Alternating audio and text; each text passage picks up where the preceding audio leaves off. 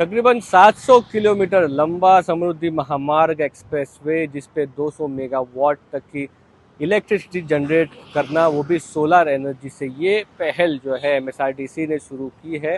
और आप कह सकते हैं कि आने वाले समय में सारे ऐसे बड़े एक्सप्रेसवे महाराष्ट्र के सोलर पावर्ड रहेंगे, जिसमें सिर्फ और सिर्फ एनर्जी कंजम्पशन का पैसा ही नहीं बचेगा, बल्कि ये जो पावर कंजम्पशन है ये इलेक्ट्रिसिटी कंपनीज को बेचकर वो एक तरह से रेवेन्यू भी इसमें कमा पाएंगे।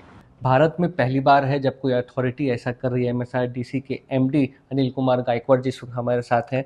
सर, इनिशिएटिव को अगर समझा जाए, क्योंकि 700 किलोमीटर लंबा ये रास्ता है, फिलहाल 5 मेगावाट तक की एनर्जी जनरेशन हम लोगों ने शुरू की है। कैसे इस आइडिया को कंसेप्चुअलाइज किया गया और आगे क्या प्लान है? जब समृद्धि महामार्ग का प्लानिंग हुआ, सो शुरू से ही ऐसा प्लान था कि ये कॉरिडोर जो है ये ज़ीरो कार्बन फुटप्रिंट बनाने का हमारा प्रयास था। एंड इसी का ही एक मीन्स एक as a part solar generation, इनका प्लानिंग हुआ था सोलर जनरेशन का।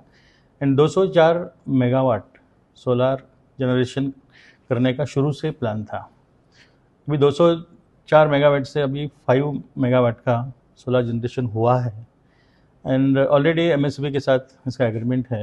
एंड जो भी यूनिट्स होंगे, कंज्यूम होंगे, वो हिसाब से फिर एमएसआरडीसी को पेमेंट मिलेगा इसका।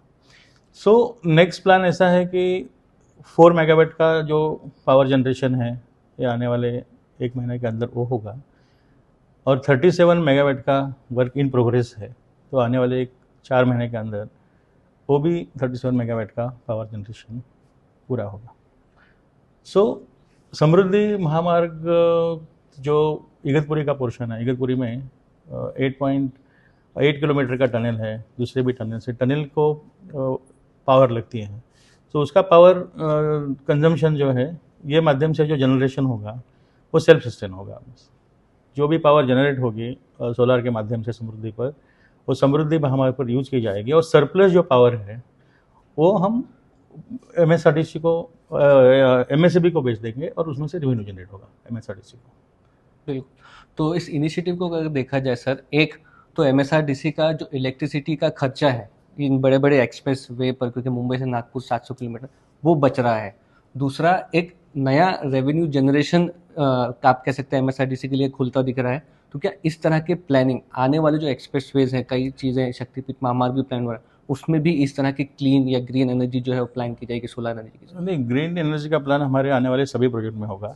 समृद्धि महामार्ग के बाद हमारा शक्तिपीठ महामार्ग जो आ रहा है वो समृद्धि से ज़्यादा लेंथ में है। समृद्धि महामार्ग 701 किलोमीटर का था, 802 किलोमीटर का शक्तिपीठ महामार्ग आ रहा है। तो उसमें भी सोलर एनर्जी का पूरा प्लानिंग रहेगा। ग्रीन इनिशिएटिव जो है वो हम शुरू से ले रहे हैं, इसमें भी हम करेंगे। बिल्कुल। माना जा रहा है कार्बन क्रेडिट्स भी मिलेंगे एमएसआरटीसी को, जिससे आगे जाकर किसी प्रोजेक्ट के लिए लोन या बाकी की जनरेशन है वो भी आप कह सकते हैं हेल्पफुल होगी। या वो तो हेल्पफुल होगा। कार्बन क्रेडिट हमें मिलेगा ही, लेकिन काफ़ी सारे ग्रीन एनर्जी के प्रयास चल रहे हैं। इवन जो प्लांटेशन है समृद्धि महामार्ग हो या शक्तिपीठ पर, काफ़ी सारा हमारा प्लांटेशन का भी प्लान है। वो माध्यम से भी काफ़ी सारा मीन्स इको बैलेंसिंग जो है वो होगा। धन्यवाद हमसे बातचीत करने के लिए। आइडिया भले ही सिंपल लग रहा है, लेकिन पहली बार एक्सप्रेसवे पे भारत में इस तरह का सोलर पैनल लगाए गए हैं।